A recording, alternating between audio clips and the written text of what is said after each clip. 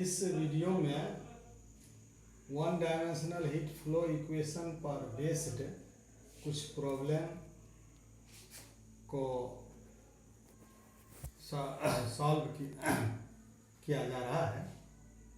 तो फर्स्ट में solve the differential equation, heat equation का ये हीट इक्वेशन है for the conduction of heat along a rod without radiation subject to u is not infinity for t।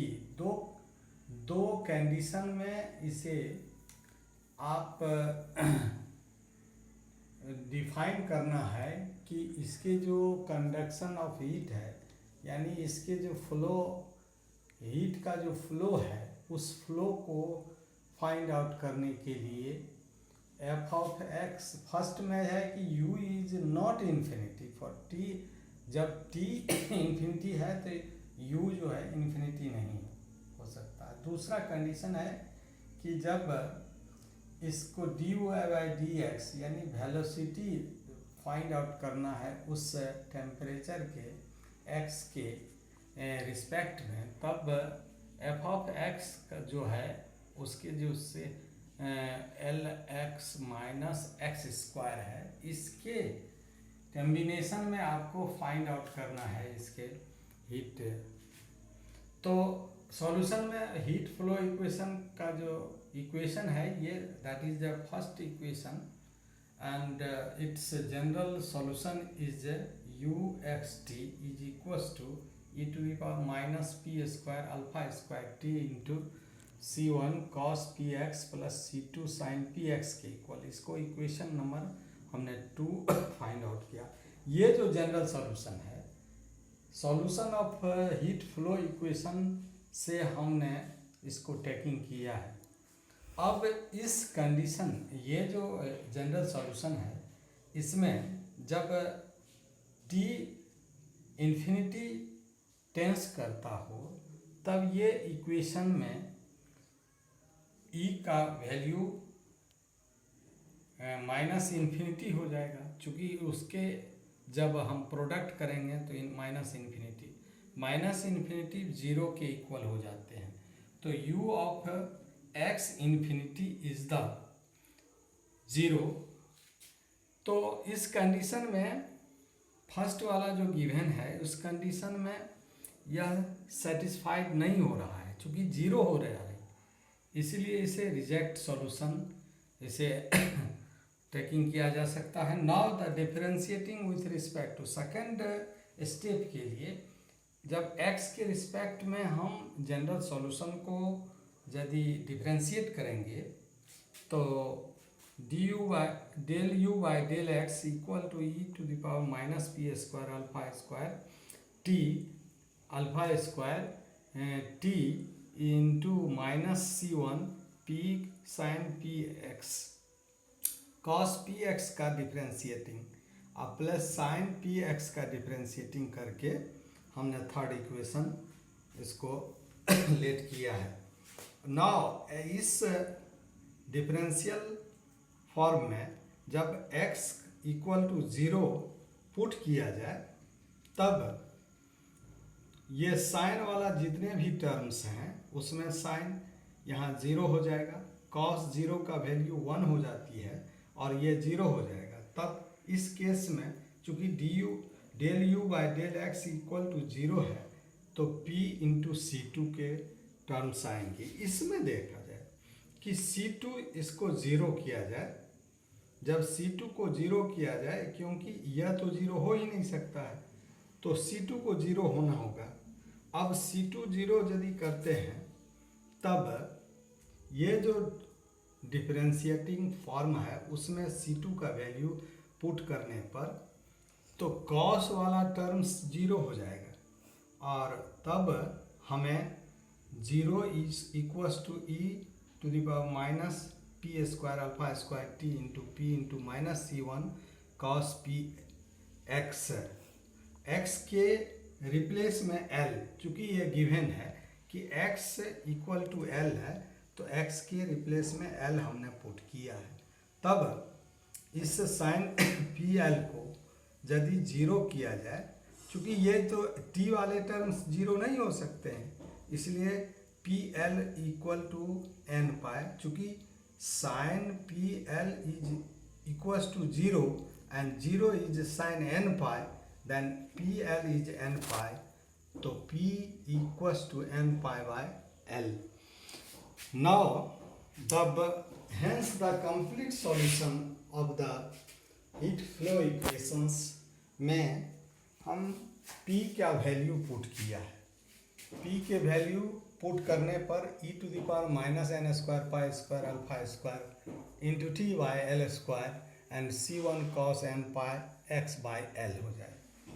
अब इसके जो general form होगा तो इसमें ये जो कांस्टेंट टर्म है 1 2 3 सो ऑन, यानी इसकी जो है 1 टू इन्फिनाइट तक भी जा सकता है, तो उस टर्म को 0 से L में एक हाफ रेंज, ये जो ए एन है that is general solution for the heat flow equations, इस हाफ रेंज कोसाइन सीरीज से हम इस ए एन का वैल्यू फाइंड आउट करेंगे.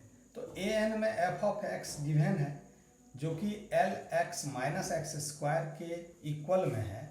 तब हमने इस कोसाइन हाफ रेंज सीरीज पर पुट करके इसको हमने फाइंड आउट किया है बाय इंटीग्रेशन बाय पार्ट पर.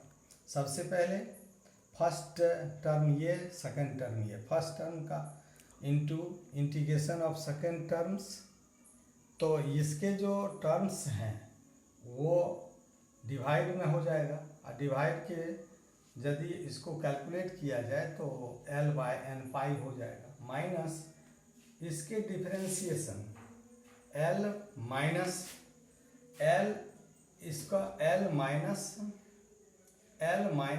2x जब इसका डिफरेंशिएटिंग होगा, फिर इसके इंटीग्रेशन बाय पार्ट के बेस्ट पर हमने इसको इंटीग्रेशन किया और उसको डेफिनिट इंटीग्रेशन के लिमिट पुट करने के आफ्टर जब ये साइन वाले टर्म्स यहाँ L square minus L square ये जीरो हो जाएगा. अब इसमें भी देखा जाए तो ये जो है 2l माइनस 2l, एल का वैल्यू यदि जीरो रखा जाए तो ये जीरो हो जाएगा. अब इसमें जब l lower limit upper limit को पुट किया जाए तो ये जो है 2l cos n pi l square by n square pi square minus zero, इसमें भी पुट किया जाए तो 2 sine n pi l q by n q pi q ये जीरो हो जाएगा. इसमें दोनों टर्म जीरो हो जाते हैं. इस तरह से ये जो cos n पाई का वैल्यू है minus 1 into to the power n हो जाते हैं. अब इसको यदि कैलकुलेट किया जाए तो 4l square by n q pi q, तो ये ए एन का वैल्यू हम इक्वेशन नंबर 4 में यदि पुट किया जाए तो that is the required solution of the problem. तो यह रिक्वायर्ड सॉल्यूशन हमें ऑब्टेन हो जाती है. तो इस तरह से ये सॉल्यूशन हो गया. ये अब कुछ ऐसे प्रॉब्लम है जिसको आप सॉल्व करेंगे. Solve using separation of variable method से इसे सॉल्व करना है. Del u by del t is equals to 4 del square u upon del x square, और 0 is less than x, x is less than 1 and t is greater than 0. इसके जो boundary condition है u x of 0 is x square 1 minus x, 0 is less than x, x is less than 1 and u0t is 0 and ult is 0 and t is greater than equal to 0। Third में